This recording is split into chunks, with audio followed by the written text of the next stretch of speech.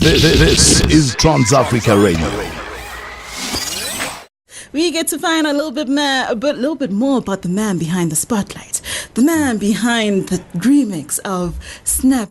Guess who's in the building? You know what I'm saying? How you doing? I'm doing great. Thank you so much for taking the time. Thank you all for having me. To TransAfrica. We get to know a little bit more about you behind the spotlight. The kid. Yeah. Clyde. Yes. You were telling me off air, it's actually the KLY for Keep Love Young. Yeah. My name's actually an acronym, KLY, Keep Love Young. Yeah, but my friends just shortened it to Kly, so just went with it. So they just thought this told it's like, yo, Keep Love Young is too long, bro. We're just gonna call you Kly. So it's like, yeah, so I went with Kly, but a lot of people call me KLY as well because it's easier. So yeah. And apparently, like, I'm the first one to keep you. Yes, shout out to you for that one. Yeah. You are the first one to get my name Kly, right? So it was Clyde. Yo, Clyde, climbing. Kylie, shout out Patoranking, it's all love. Yeah. So for the person that's not so familiar with Kly and his music, just give us a little, give the Trans-African a brief description of what Kly's music is. Yeah, man, I make R&B music with a mixture of Afrobeat. It's very, it's dark, truthful, sexy, and now you have the snap that kind of songs, which is dancey, for everybody. It's a worldly song, so it's just a whole it's different mixtures of genres and vibes.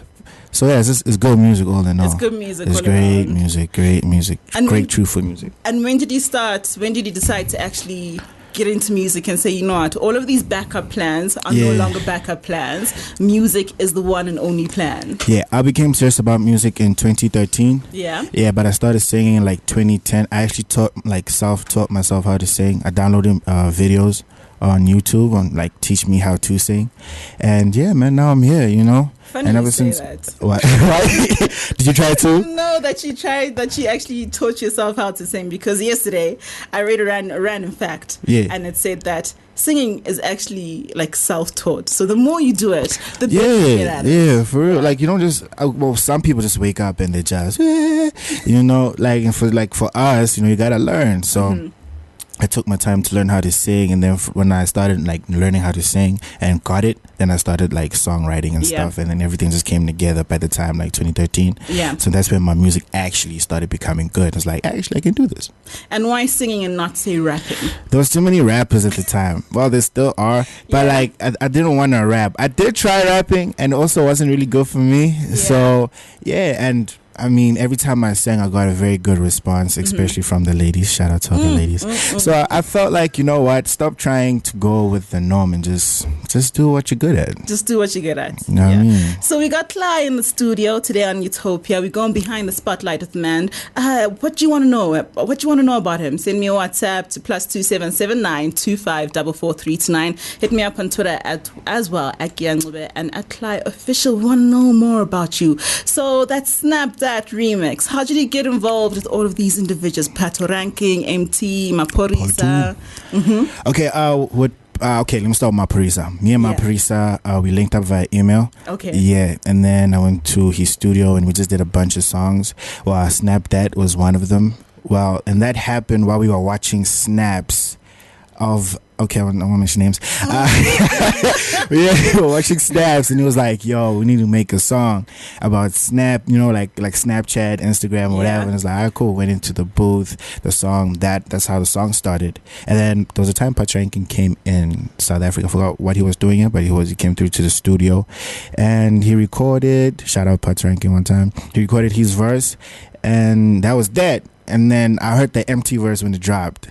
So it was like, oh, snap. Okay, that's dope.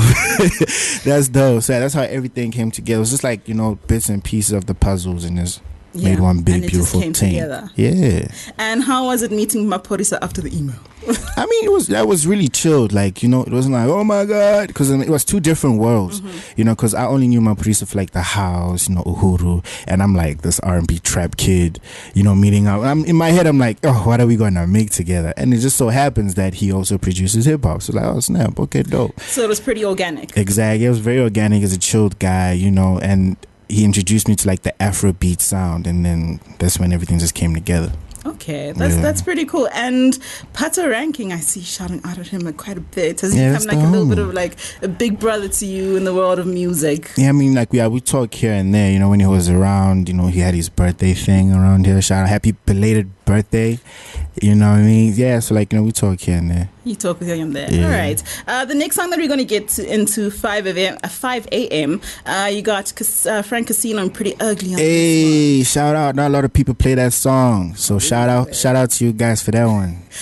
Tell me a little bit behind the song, like how you guys got together. I see that you're working with Wizkid 1080. 1080. Yeah, they're all my bros, man. You know, like I've known Pretty since the dancing days. Hey. You know, like before we even started the whole music thing, I met Frank through Polly. Shout out Frank Casino. And I just have a lot of like friends from the East, you know, and a lot of people think I'm from the East, so I wanted to make a song for the East, you know. So it's just like 5 a.m. in the East, and I had to get the dopest dudes from the East who's better than Frank and Pretty. And on top of that, it's payday weekend. Yeah, you're just telling me off air how the club went crazy. Yo, Kong was a shutdown when we performed that song with Frank. Shout out Frank. It was it was too much. It was too much. So, and it's not even on had a lot played on radio a lot.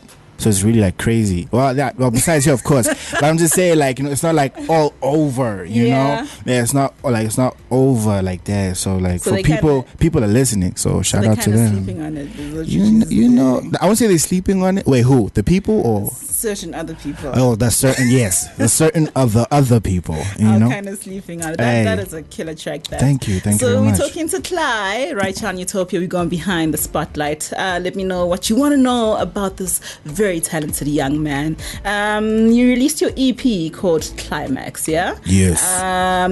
Mostly produced by Wizkid 1080. Yep. What is this relationship between the two of you? Why is it that you go to him to get to your production things? Okay, me and Wizkid, we went to high school together. Oh, and so it's a brotherhood. Yeah, you know, and he was the first person to ever tell me that my music is whack. Oh. Yeah. For real. Not even like it's great, no, it's whack. He was like, it's whack. Like the first time I dropped music, like when I was starting out, he was the only one who was like, bro, this is nonsense. And what I liked about it is that he explained to me why it was whack, and he told me where to, you know, what to do to get better, and I did that. And ever since then, you know, we've just been working together, and he makes amazing like beats as well. Yeah. So you know, we just came together, and we've been working ever since. So it's a bromance between the two of you. You know what I mean? And like he gives you the real. Yeah. So do you go to him mostly to find out where you're going right, where you're going wrong in terms of your music? Yeah, like even when we record or I write something, there's that facial expression, you know, that stank face. Until I get that from Wizkid, I gotta rewrite or re-record, or you know what I'm saying. Until I get that, then I know it's the one. So who else do you have in like your corner that tells you the truth about what's happening in the music, in your music? Because you know how people can be. Yeah, true. Oh, you're doing great, Claire. You're doing great. Meantime, they turn around. Yeah, true. Now, I mean, I got a lot of people, like my friends, you know, Maphorisa always keeps it 100. Tawan the Tie stays keeping 100. You know, Pretty Ugly stays keeping 100. Tandon Lofu, PZ24. I can go on. Yeah. But it's all like close circle. Close circle. You know, I always listen to them. And it's like, yo, this, and there was one, man, I just forgot her name though, but like that girl kept the 100 with me, and she was like, yo, this is aight, but I just don't feel it doesn't touch me like that. So like, man, I need to work on my delivery with the emotion and stuff. So but now we so touching out here. Hey. Okay. And then between songwriting and production, like which do you enjoy the most? Do you like playing around with beats? Do you like playing around with words? I like playing around with words because personally I don't really like talk that much. I'm bubbly though, but I don't talk that much. So for me, music, it allows me to express like my thoughts and how I'm feeling at the time and stuff like that. I feel that's why my music has so much emotion, you know. With beats, I'm not that great with making beats, but my contribution counts. That's always it counts. That is always the point, that your contribution you counts. Know, so but I enjoy writing music way more than making beats, you know. And do you remember the first song that you wrote? The very first song, yes, it's called Play Me. And what is yo No, I don't remember the lyrics, but I remember the title. Okay. Play Me. Do you remember like how it felt when you were writing it? Like, did it feel like actually I got a good song here? No. Or you just like I'm just writing? I thought I was just writing what I thought sounded good, like cheesy stuff, I'll be there for you, kind of, I'll love you, because it's R&B, I'm an R&B artist, so I just wrote that. And are you taking us like book voice? you know what I'm saying, with the, you know what I mean, with the, so, and then like my friends told me like, listen, just be honest, like tell your story, be honest. And how easy is it, like, or how difficult is it? Because sometimes, with writing, with being vulnerable in your music, that can be a very tough thing for someone. When I started, it was difficult, because you don't I feel like as a man, you don't want to be too vulnerable and like people know your business too much. So that's why like I personally don't really talk much. But once I started and I saw like how people are relating to the music, especially guys, there was a point where guys were just like, dude, your music, just guys only. I was like, that's crazy how I thought girls would be relating to my music more than guys, so just you speak the unspoken, yeah, so you're the voice for some of these I'm the voice, just like I hear you, I'm for going the homies. that. Yeah, it's like, if you don't know what to say to your girl, just play her climax, man, and she'll understand. She'll be happy. You know what I mean? And the process in recording Climax, how was that? How long did it take you to actually like go through it? Climax, I think it took us 2 years to record Climax, because we're just like trying to find the perfect sound, number one, making sure that the experiences, I had to experience stuff also, because I didn't just want to write from nowhere. So I had to like gather those two. And it took some time, man. And then different ideas came in different moments. Like when something happens and I'll react to it, and it's like somehow a song stems from that. Sometimes just driving and I remember a memory, or something happened to a friend and he's telling us the story, and just like, yo, man, So it was just different experiences, and it took time so it could sound right. That's very important, not to rush something. Yeah, not to rush. It had to sound right, and that's why people relate to it so much. And there's some artists out there in life who just like want to rush things to get them out. From what I'm getting from you right now, that's not you. No. Not at all. Nah, I don't take out something until I feel like it's right. Yeah. No matter what it is, even if it's just like Oxfire and shit, or I'm doing a cover, like even the covers that we do, we remake the beat. Yeah. The storyline is from my eyes. It's not just taking that song and re-singing it. So it's everything. It's personal. My song must be perfect. I'm a perfectionist. There it is. I'm out. I came out the closet, guys. I'm a perfectionist. And talking about the perfectionist, daddy issues. Let's talk a little bit about. Do you have some daddy issues, Clyde? No, I don't. I don't. But I've been in situations with women, right? And I love to talk to women and listen to women and their stories, and go deep. You know what I'm saying? Not just your normal chatting or just passing by conversations. And a lot of beautiful women have daddy issues, from the ones that I have, and that was something that I felt like, no one really talks about it. So why don't we talk about it? I mean, she always calls me daddy, so it's like, gotta be a reason, right? Okay. I'll be your daddy. Who gonna be your daddy? Clyde gonna be your daddy, baby. Oh gosh. Why is it that you don't want to like just be in that one genre per se? I'm always trying to find ways to innovate my music, so it doesn't sound stagnant, and I feel like that's how you grow as an artist, by just trying new things, different sounds, and I actually like found that, or saw that method from Drake, how he grew from October's Very Own to dropping I Want Dance, and so it's like you can always play around with different genres. You don't have to stick to one genre. So I wanted to do more music for like not just as one market, but for everybody, because everybody's listening to, everybody wants good music, so I want to provide everybody with good music. And from what I'm seeing with your collaborations and stuff with Pato and MT and all of those people, it looks like you're breaking into Africa. Yeah, yeah. I want to take over Africa. Then from Africa, we're going worldwide with it. Okay. Yeah, but we already worldwide. But you know, I'll just say we're gonna take over Africa first. Who are you looking to work with in Africa? In Africa, you already worked with Pato. Yeah, I've already worked with Pato. I've already worked with Wizkid. Mm-hmm. I want to work with. I would love to work with Davido. Yeah. I've already worked with YC. Shout out YC. I would love to work with Runtown. Oh. Yeah, Runtown. Who else would I love to work with? I think you need to go to Uganda. You know. I actually don't know a lot of artists from Uganda. Eddie Kenzo be killing it in Uganda. Is it? Yeah. Yeah, I must listen to some of his music too. And you need to go to my favorite country in Africa. Where that? Gambia. Oh yeah. Why you laugh like that? Those knows very well. Why you laugh like that? Hey. Because whenever he comes into studio, there's always someone from Gambia playing. So it's one of those situations. I have a love affair with Gambia. Shout out Gambia one time. Check out your J House. J House is from Gambia. Yeah. What? Yeah. I listened to J House. Yeah, I didn't know he was from Gambia. Yeah. I thought he was like UK Nigerian. UK Gambian. Oh, I see. Yeah, there's Jizzle as well. There's a girl named Kumba as well. She's sick. So I say travel Africa. Definitely. Everybody. Yeah, I want to do that, man. I want to go all over. And worldwide, you said Drake.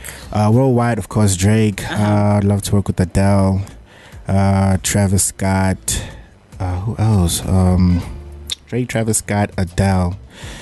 I mean, those are the main ones, really. Okay. Yeah. Then everyone is like, yeah, it's cool. But those are the three main ones for me. And production-wise, because I see here that you've worked with Brian Soko. Yeah, I worked with Brian Soko. And he's doing big things. Shout out Brian Soko, is killing it out there. I've worked with Camara. I've worked with Taiwan the Thai. I've worked with Bonafide Billy. I've worked with Wichi 1080. I've worked with DJ Maphorisa. I would love to work with Metro Boomin. Yeah. Definitely Metro Boomin. I'm still going to do some work with Lunatic. Who else?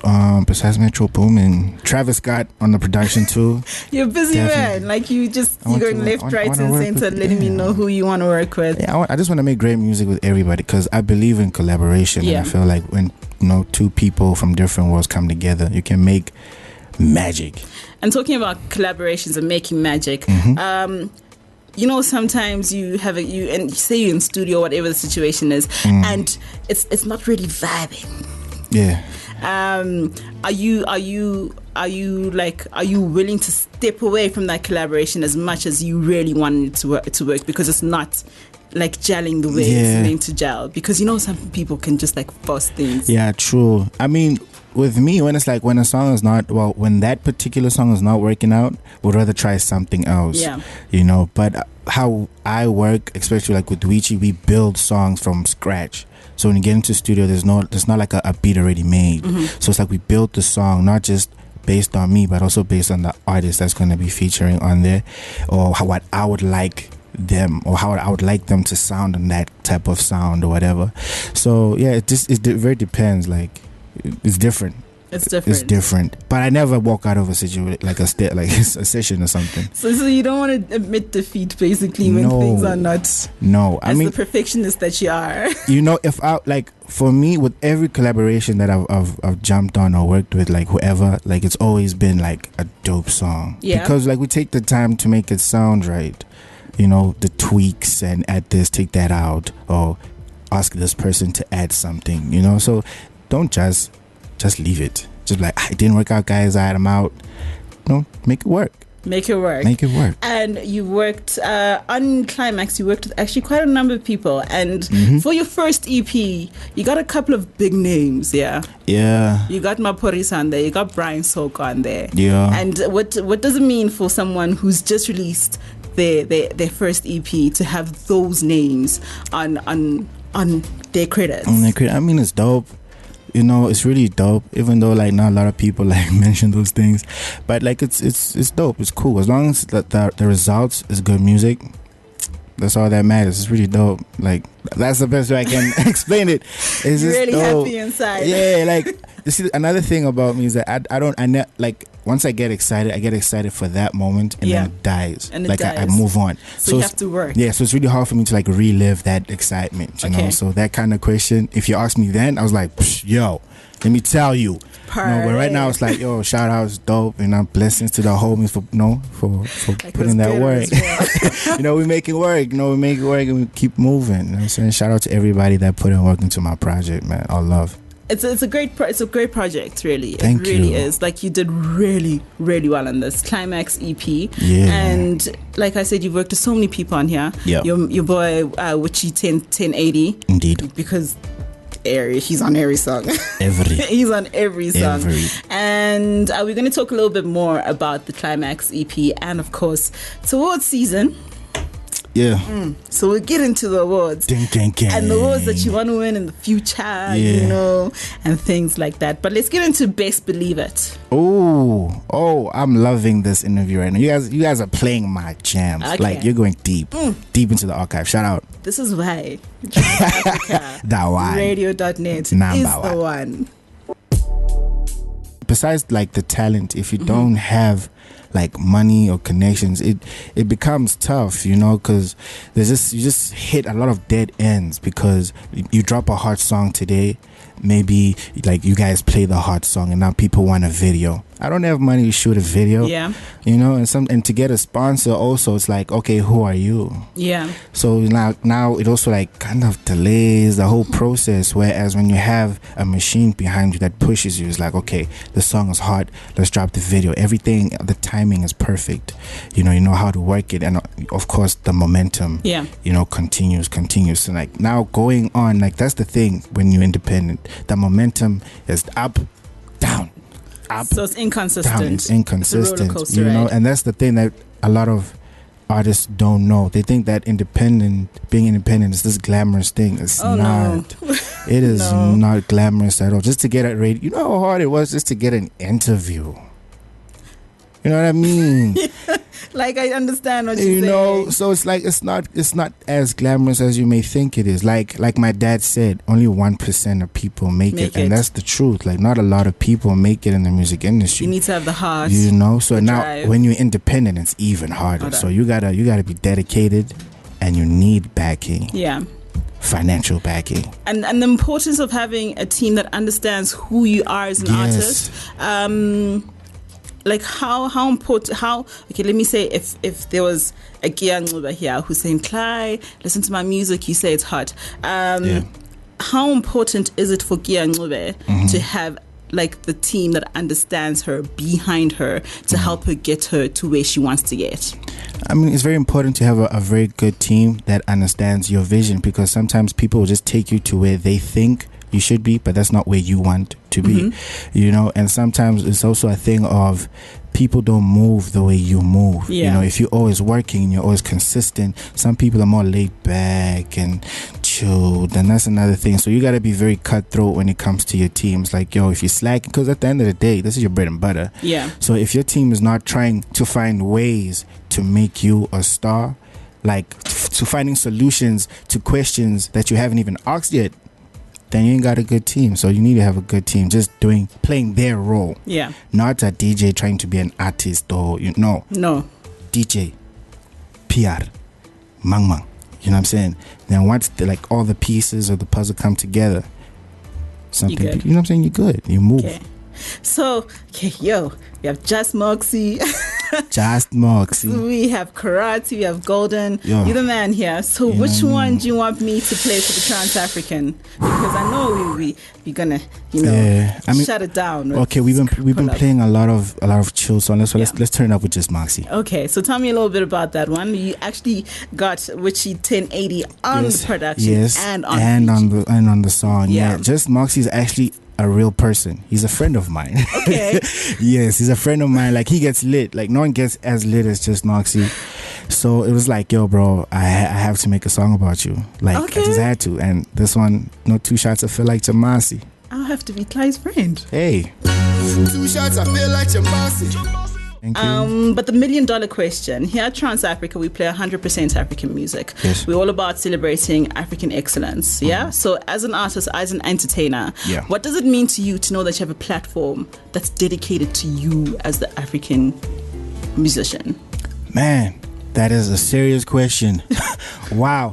I feel like it's very important for us, you know, especially like upcoming artists like in Africa to be heard, not just here at home, but all over Africa, you know, because you never know who you might touch, not just South Africa. You can touch people in Nigeria, Zambia, Zimbabwe, Gambia. Yes. You know, so to have this platform for like Africa and like African artists, man, I feel like it's essential, man. You know, it helps you grow also.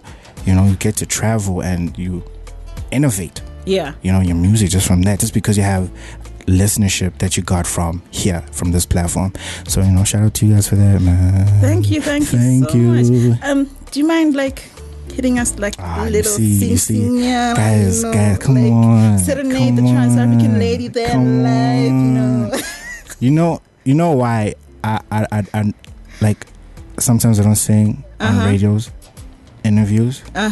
Because we got to do like the whole vocal exercise thing. I swear, it's a real thing, guys. It's actually a real thing, you know. And like a lot of people don't understand. They're like, "Yo, sing for me." No, I get what she's saying. It's like, bro, you know. But you know, next time when I come, I'll come prepared. Please. Live performance. Thank you. Just for you.